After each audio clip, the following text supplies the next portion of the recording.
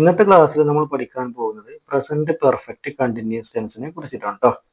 നമ്മൾ എന്തൊക്കെയാണ് പഠിച്ചിട്ടുള്ളത്? സിമ്പിൾ പ്രസന്റ് ടെൻസ് എന്താണെന്നുള്ളത് നമ്മൾ പഠിച്ചു. പ്രസന്റ് കണ്ടിന്യൂസ് ടെൻസിനെ കുറിച്ച് പഠിച്ചു. പ്രസന്റ് പെർഫെക്റ്റ് ടെൻസിനെ കുറിച്ചിട്ട് പഠിച്ചു. ഇന്ന് നമ്മൾ പഠിക്കാൻ പോകുന്നത് പ്രസന്റ് പെർഫെക്റ്റ് കണ്ടിന്യൂസ് ടെൻസിനെ കുറിച്ചിട്ടാണ് കേട്ടോ. ആദ്യമായിട്ട് പ്രസന്റ് പെർഫെക്റ്റ് കണ്ടിന്യൂസ് ടെൻസ് എവിടെയാണ് ഉപയോഗിക്കുന്നത്? ഒരു പ്രവൃത്തി മുമ്പേ തുടങ്ങിയിട്ട് ഇപ്പോഴും നടന്നുകൊണ്ടിരിക്കുകയാണെങ്കിൽ ആ പ്രവൃത്തി ഇപ്പോഴും അവസാനിച്ചിട്ടില്ല. ഓക്കെ, ഒരു പ്രവൃത്തി മുമ്പേ തുടങ്ങിയിട്ടുണ്ട്, ആ ഒരു പ്രവൃത്തി ഇപ്പോഴും നടന്നുകൊണ്ടിരിക്കുകയാണ് എന്നുണ്ടെങ്കിൽ ഇങ്ങനെയുള്ള സാഹചര്യങ്ങളാണ് നമ്മൾ എന്ത് ഉപയോഗിക്കുന്നത്? പ്രസന്റ് പെർഫെക്റ്റ് കണ്ടിന്യൂസ് ടെൻസ് ഉപയോഗിക്കുന്നത്. ഒരു പ്രവൃത്തി മുമ്പേ തുടങ്ങി ഇപ്പോഴും നടന്നുകൊണ്ടിരിക്കുകയാണെങ്കിൽ ആണ് നമ്മൾ എന്ത് ഉപയോഗിക്കുന്നത്? പ്രസന്റ് പെർഫെക്റ്റ് കണ്ടിന്യൂസ് ടെൻസ് ഉപയോഗിക്കുന്നത്. പ്രസന്റ് പെർഫെക്റ്റ് കണ്ടിന്യൂസ് ടെൻസിന്റെ സ്ട്രക്ചർ എങ്ങനെയാണ്?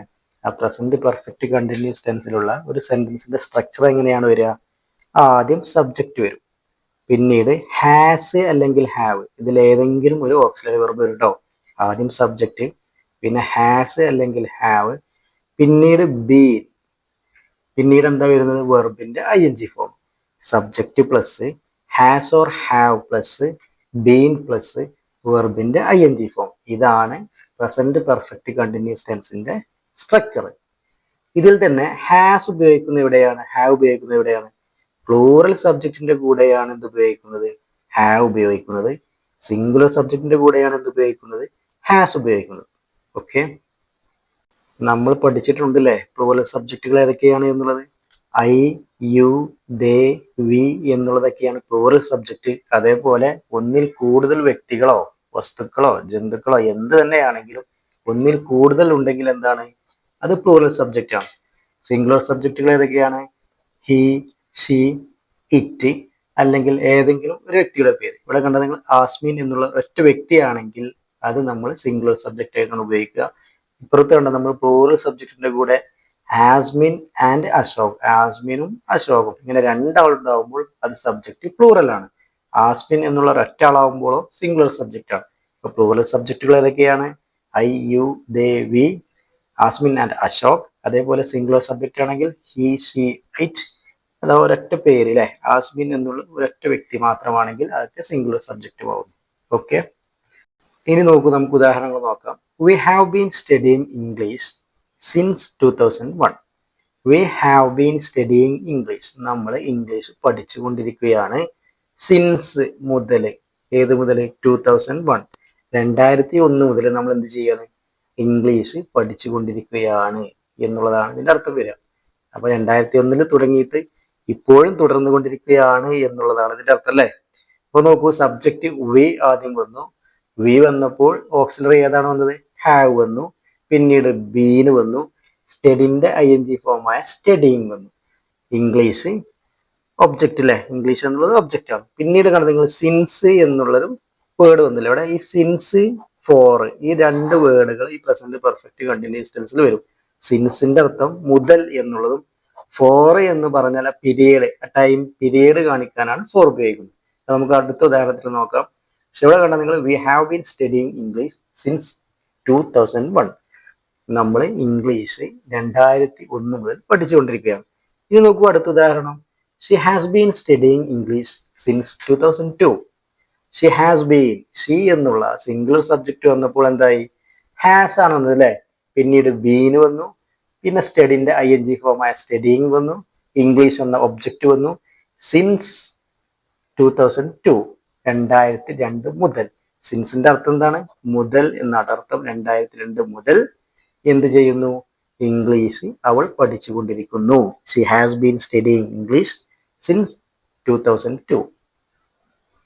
അടുത്ത് നോക്കൂ, they have been watching cricket for 2 hours. They have been watching, അവർ കണ്ടുകൊണ്ടിരിക്കുകയാണ്. എന്ത് കണ്ടുകൊണ്ടിരിക്കുകയാണ്? ക്രിക്കറ്റ്. ഫോർ 2 hours, 2 മണിക്കൂറായിട്ട്. ഇവിടെ കണ്ടു നിങ്ങൾ ഫോർ എന്നാണത് അല്ലെ? എത്ര മണിക്കൂറായിട്ട് എന്നുള്ള പീരീഡ് കാണിക്കാനാണ് നമ്മൾ എന്ത് ഉപയോഗിക്കുന്നത്? ഫോർ ഉപയോഗിക്കുന്നത്. ഇതിന്റെ മുന്നത്തെ ഉദാഹരണത്തിൽ നമ്മൾ എന്താ ഉപയോഗിച്ചത്? സിൻസ് അല്ലെ? മുതൽ എന്നുള്ള അർത്ഥം. അപ്പൊ എന്താണ്? പ്രസന്റ് പെർഫെക്റ്റ് കണ്ടിന്യൂസ് ടെൻസിൽ ഫോർ അല്ലെങ്കിൽ സിൻസ്, ഇതിലേതെങ്കിലും ഒരു വേർഡ് വരും കേട്ടോ. ഈ ഒരു സെന്റൻസിൽ ഫോർ വന്നു. ഇതിന്റെ തൊട്ട് മുമ്പുള്ള ഉദാഹരണത്തിൽ നമ്മൾ എന്താ കണ്ടത്? സിൻസ് ആണ് കണ്ടത് അല്ലെ? They have been watching cricket for 2 hours. അവർ 2 മണിക്കൂറായിട്ട് ക്രിക്കറ്റ് കണ്ടുകൊണ്ടിരിക്കുകയാണ്.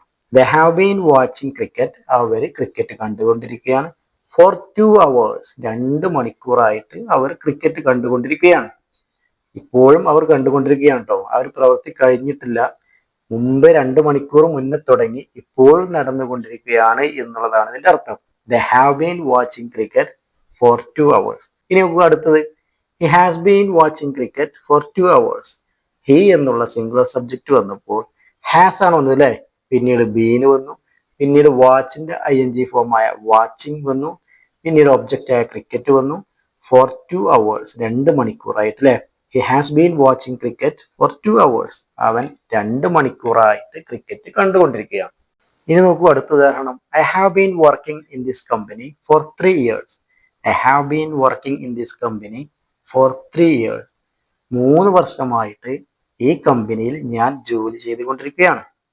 ഐ എന്നുള്ള സബ്ജക്റ്റ് പ്ലൂറൽ വന്നപ്പോൾ ഹാവ് എന്ന ഓക്സിലറി ആണ് വന്നത് അല്ലെ. ഐ ഹാവ് ബീൻ വർക്കിംഗ്, ഞാൻ ജോലി ചെയ്തുകൊണ്ടിരിക്കുകയാണ്. ഇൻ ദിസ് കമ്പനി, ഈ കമ്പനിയിൽ ഫോർ 3 years, 3 വർഷമായിട്ട്. ഇത് നോക്കൂ അടുത്തത്. ഹി എന്നുള്ള സിംഗുലർ സബ്ജക്റ്റ് വന്നപ്പോഴോ ഹാസ് എന്ന ഓക്സിലറി ആണ് വന്നത് അല്ലെ. He has been working in this company for 3 years. He has been working in this company for 3 years.